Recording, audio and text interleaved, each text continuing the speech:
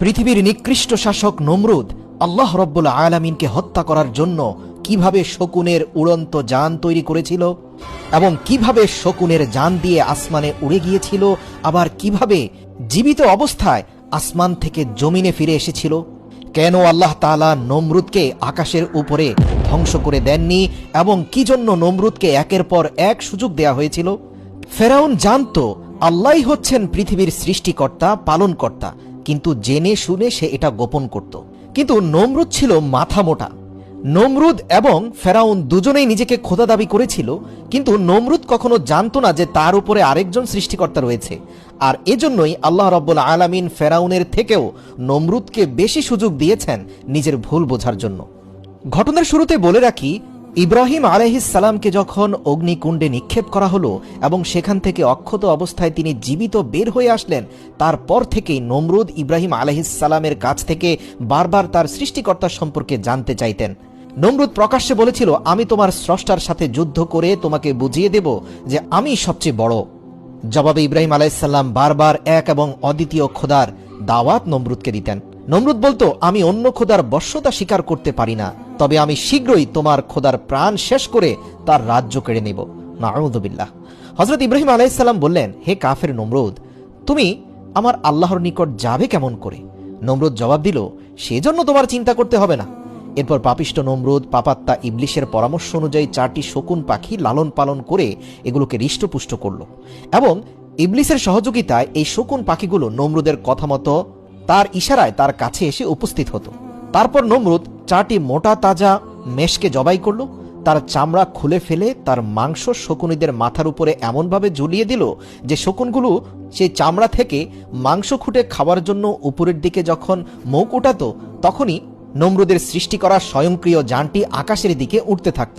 এখানে এই মেকানিজমে পরিপূর্ণ সহযোগিতা করেছিল ইবলিস। আল্লাহ পাকও চাইছিলেন নমরুদ যেন তার মনের আশা পূর্ণ করতে পারে, কেননা নমরুদ ইব্রাহিম আলাইহিস সালামের সাথে শপথ করেছিল যে কোনো মূল্যেই সে আকাশে উঠবে এবং ইব্রাহিমের খোদাকে ধ্বংস করে দিয়ে তারপরে সে ইব্রাহিমের কাছে আসবে। তারপর নমরুদ যথারীতি তীর ধনুক নিয়ে একটি স্বয়ংক্রিয় যান তৈরি করল, যার 4টি কোণা রইল। 4 কোণায় 4টি শক্তিশালী শকুনকে বেঁধে দেওয়া হলো। ইবলিস শকুনগুলোর উপর ভর করল। অতঃপর শকুনগুলো নমরুদের ঝোলানো মেষের চামড়ার দিকে মুখ উঠানো মাত্রই যানটি আস্তে আস্তে উপরের দিকে উঠতে থাকলো, কেননা শকুনগুলো সেই মাংস খাওয়ার জন্য উঠছিল। এভাবে শকুন 4টা মাংস দেখে তা ধরার জন্য ক্রমে ঊর্ধ্ব অভিমুখে উঠতে লাগলো, সেই সাথে নমরুদের সেই স্বয়ংক্রিয় যানটিও উপরে উঠতে লাগলো। এভাবে একাধারে 3 দিন 3 রাত ক্রমাগত উপরে আরোহণ করার পর সে মনে করল যে এখন আসমানের খোদার একেবারে নিকটে চলে এসেছে। নাউযুবিল্লাহ।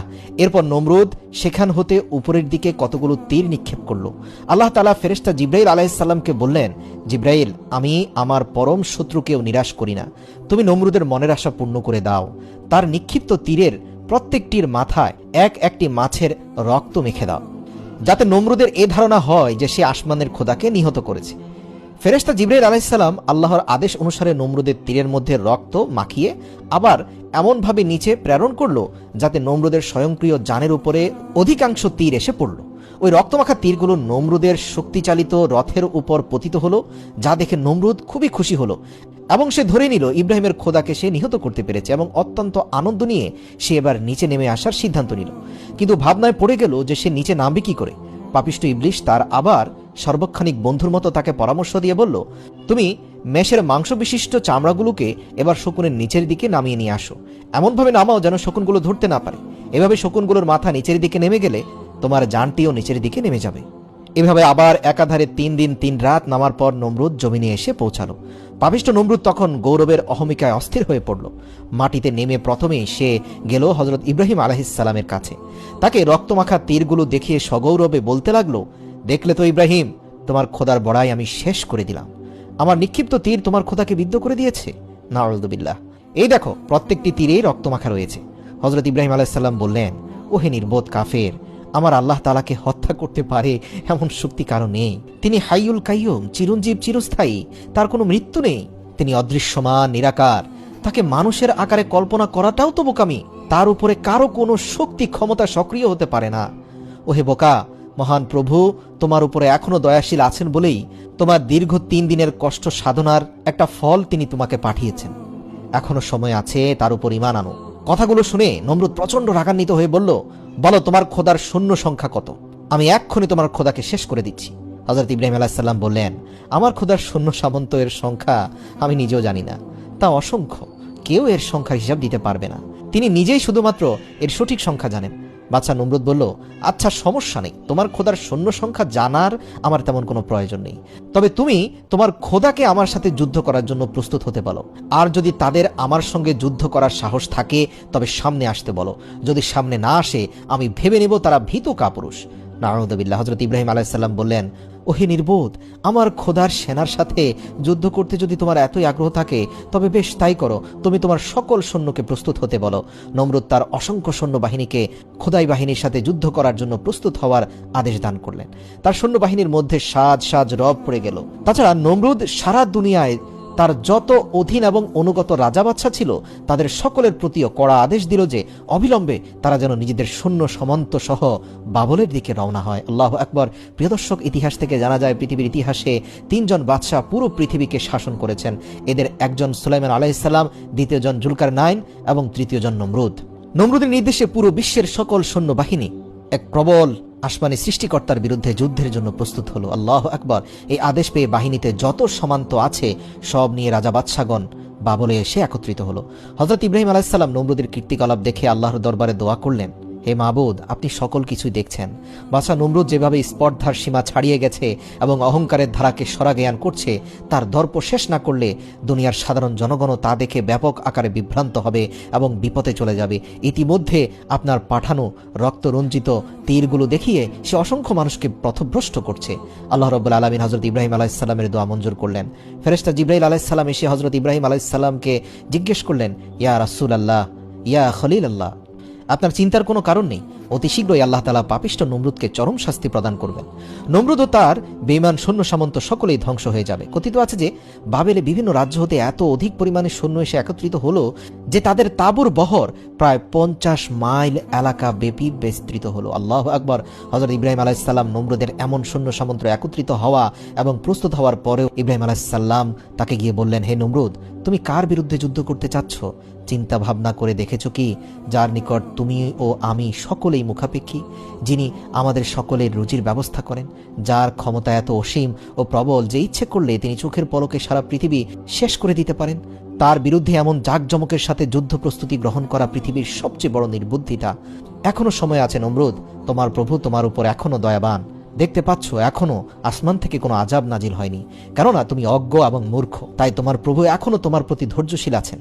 তুমি এক আল্লাহর প্রতি বিশ্বাস স্থাপন করো। ইব্রাহিম আলাইহিস সালামের কথা শুনে পাপিষ্ঠ নমরুদ বলল, হে ইব্রাহিম, তুমি আমাকে এখনো তোমার খোদার শক্তির মিথ্যাভীতি প্রদর্শন করা বন্ধ করো। আমি তোমার এসব কথায় ভয় পাওয়ার মতো লোক নই। তোমার খোদার সৈন্য সংখ্যার নাকি কোনো শেষ নেই। আমি দেখতে চাই এই সকল সৈন্যের শেষ কোথায়। আর বারবার আমার কাছে এইসব দাওয়াত নিয়ে এসো না, ওই কথা শুনলে আমার বিরক্তি লাগে। নমরুদের কথা শুনে আল্লাহর নবী হযরত ইব্রাহিম আলাইহিস সালাম আল্লাহর দরবারে ফরিয়াদ করলেন, হে মাবুদ, আমি নমরুদকে তোমার পথে আনার ভুল চেষ্টা করেছিলাম, কিন্তু আমি যতই চেষ্টা করি ততই আমাকে দুর্বল ভেবে সে নিজেকে অজেয় শক্তির অধিকারী বলে মনে করে। অতএব এখন আর তার শাস্তির বিধান না করে পারা যায় না। সঙ্গে সঙ্গে আল্লাহর তরফ হতে ওহির মাধ্যমে জিজ্ঞেস করা হলো, হে আমার বন্ধু, তুমি বলো নমরুদের বিরুদ্ধে আমি কোন ধরনের সৈন্য পাঠিয়ে দেব?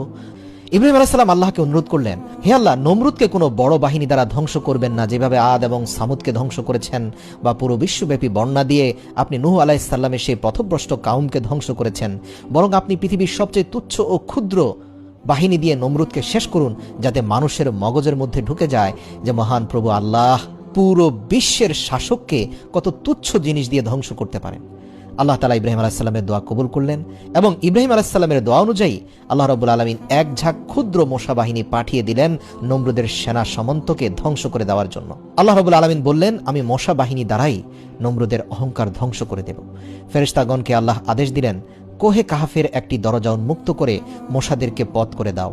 আল্লাহর আদেশ সঙ্গে সঙ্গে পালিত হলো এবং সে পথে মশার দল বের হয়ে দুনিয়ার সারা আকাশ ছেয়ে গেল।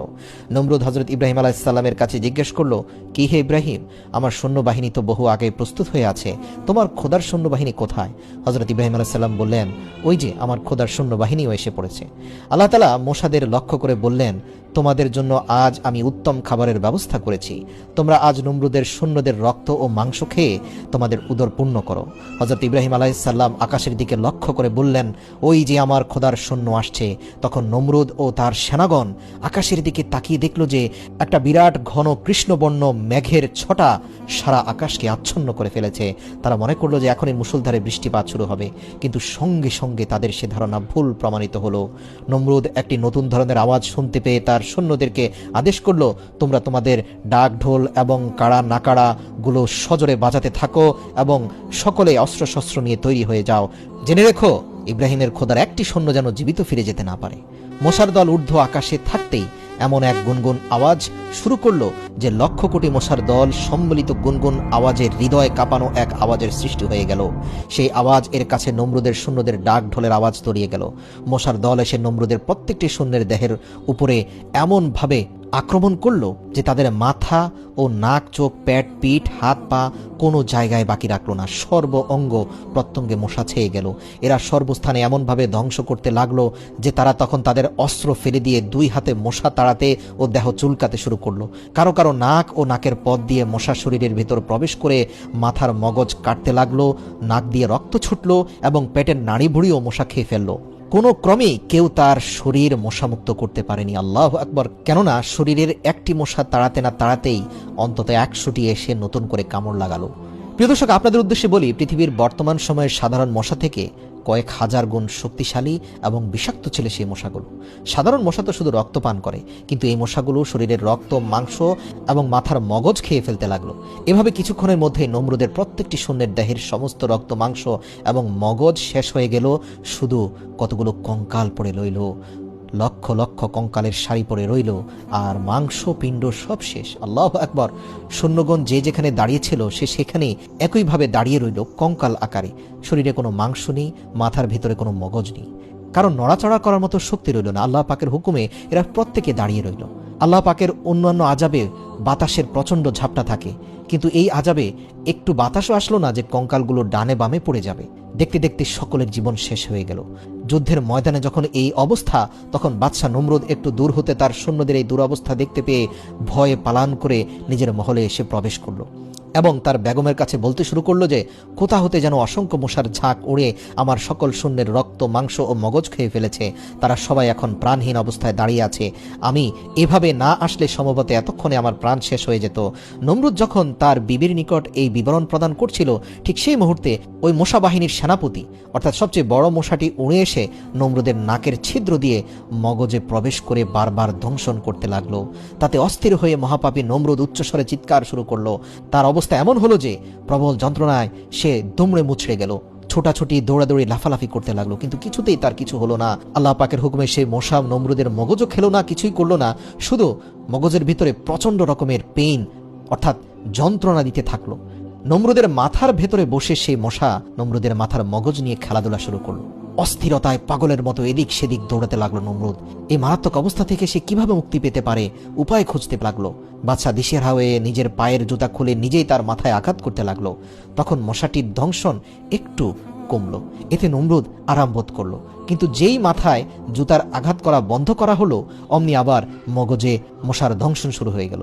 নমরুদ অন্যান্য বস্তু, আরামদায়ক বস্তু দ্বারা মাথায় আঘাত করলে কিন্তু মশার দংশন কমতো না। শুধুমাত্র যখনই সে জুতা দিয়ে আঘাত করত তখনই মাথায় মশার দংশন কমত। তাই জুতা দ্বারা মাথায় আঘাত করার জন্য দুজন কর্মচারী রাখা হলো। নমরুদ এভাবে কয়েক বছর বেঁচে থাকলো এবং প্রতিনিয়ত দুজন কর্মচারী মাথার মধ্যে জুতা দ্বারা আঘাত করতে লাগলো। সবচেয়ে ইন্টারেস্টিং ব্যাপার হলো, নমরুদের মাথায় যত জোরে আঘাত করা হতো নমরুদ তত বেশি প্রশান্তি পেত। চিন্তার বিষয় বটে, আল্লাহ রাব্বুল আলামিন ইব্রাহিমকে অগ্নিকুণ্ডে নিক্ষেপকারী বাদশাহ নমরুদকে শাস্তি দেওয়ার জন্য এমন অভিনব কৌশল অবলম্বন করলেন যা পৃথিবীর ইতিহাসে অন্য কোনো পাপিষ্ঠকে ধ্বংস করার জন্য অবলম্বন করেননি। আল্লাহ নমরুদকে তাৎক্ষণিক মৃত্যু দিতে পারতেন, কিন্তু এতে তার দম্ভ অহংকার শেষ হতো না। সেই সময়কালে পৃথিবীতে সবচেয়ে অপমানজনক শাস্তি ছিল জুতার বাড়ি। যদিও বর্তমানেও জুতার বাড়ি কোনো সম্মানজনক শাস্তি নয়, কিন্তু নমরুদকেই আল্লাহ রাব্বুল আলামিন পৃথিবীর ইতিহাসে একমাত্র বাদশাহ যাকে জুতার বাড়ি অন্তত কয়েক বছর খাইয়েছিলেন। নিজের মাথায় জুতাপেটা করার জন্য নিজের টাকাতেই লোক নিযুক্ত করে রেখেছিল নমরুদ। কি আশ্চর্যের শাস্তি! পাপিষ্ঠ নমরুদ একাধারে কম বেশি 1 বছর পর্যন্ত এভাবে জুতার আঘাত মাথায় বরণ করে নিয়ে মৃত্যু অবস্থার মধ্যে বেঁচে রইল। যে নমরুদ চরম অহংকারের সাথে নিজেকে খোদা দাবি